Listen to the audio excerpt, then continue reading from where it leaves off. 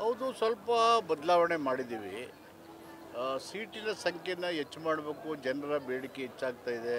Pass ಸಿಕ್ಕಿದವರು ಅಲ್ಲಿ ಜಾಗ ಇಲ್ಲ ಇಲ್ಲಿಲ್ಲ ಅಂತ ಹೇಳಿ ಯು ಅಂಡ್ ಕ್ರೈ ಅಲ್ಲಲ್ಲಿ ನಡೀತಾ ಇತ್ತು.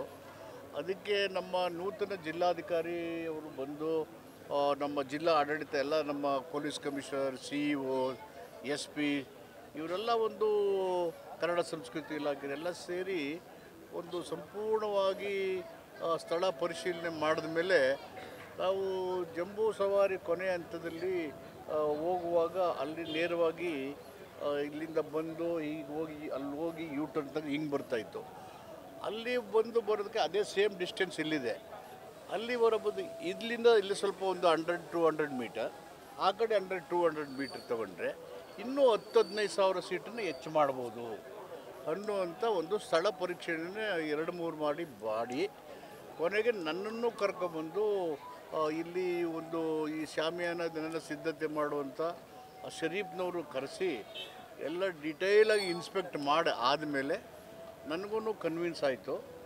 ಸೀಟಿನ ಸಂಖ್ಯೆಯನ್ನು ಹೆಚ್ಚು ಮಾಡಿ ಬರ್ತಕ್ಕಂಥ ಪ್ರವಾಸಿಗರಿಗೆ ಮತ್ತು ಯಾರ್ಯಾರು ಟಿಕೆಟ್ ತಗೊಂಡು ನಮಗೆ ಸೀಟೇ ಇಲ್ಲ ಈ ಥರ ಇತ್ತು ಅಸ್ತವ್ಯಸ್ತ ಇತ್ತು ಅಂತ ಹೇಳ್ತಾಯಿದ್ರು, ಅದನ್ನು ಬಹುತೇಕ 90-95% ಸರಿ ಮಾಡಲಿಕ್ಕೆ ಅವಕಾಶ ಇದೆ.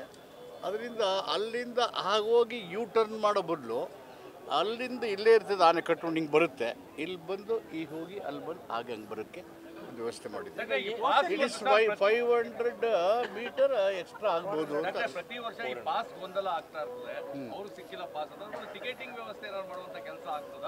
ಅದೇ ಹೆಚ್ಚಿನ ಸಂಖ್ಯೆಯಲ್ಲಿ ಟಿಕೆಟ್ ಅನ್ನ ಕೊಟ್ಟು ಸರ್ಕಾರ ಈಗ ಸೀಟಿನ ಸಂಖ್ಯೆನೇ ಹೆಚ್ಚಾಯ್ತಲ್ಲ, 10,000 ಮೇಲೆ ಸೀಟ್ ಹೆಚ್ಚಾಗುತ್ತೆ. ಸಹಜವಾಗಿ ಆ ಗೊಂದಲ ತಕ್ಕ ಮಟ್ಟಿಗೆ ಶಮನ ಆಗುತ್ತೆ ಅಂತ ನಂದು ಅನಿಸಿಕೆ. ಜಾಸ್ತಿ ಈಗ in addition to the existing ಇದು ಕನಿಷ್ಠ 10,000-12,000 ಸೀಟ್ಗಳು ಹೆಚ್ಚಿಗೆ ಆಗ್ತವೆ.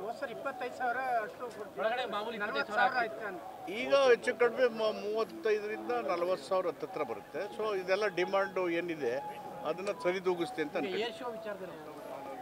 ಏರ್ ಶೋ ಇನ್ನೂ ಅವರು ಡಿಫೆನ್ಸ್ ಮಿನಿಸ್ಟರ್ ಮಾತಾಡಬೇಕು. ಇವತ್ತು CM ಅವ್ರ ಗಮನಕ್ಕೆ ತಂದು ಅವರು ಡಿಫೆನ್ಸ್ ಮಿನಿಸ್ಟ್ರಿಗೆ ಮಾತಾಡೋಕ್ಕೆ ಹೇಳ್ತೀನಿ. CM ಅವ್ರಿಗೆ ಅವರು ಒಪ್ಪಿದ್ರೆ ನಾವು ಮಾಡ್ತೀವಿ. ಈಗ ಉದ್ಘಾಟಕರು ಸೇರಿದಂತೆ ಗಣ್ಯರಿಗೆ ಆಹ್ವಾನ ಕೊಡುವಂಥದ್ದು, ರಾಜಮನೆತನದವ್ರನ್ನ ಭೇಟಿ ಮಾಡುವಂಥದ್ದು ಯಾವಾಗ ಆಗ್ತದೆ? ಹಾಗೆ ಈಗ ಕೂತ್ಕೊಂಡು ಈಗ ಮಾತಾಡ್ಬಿಟ್ಟು ಅದನ್ನೆಲ್ಲ ಮಾಡ್ತೀವಿ.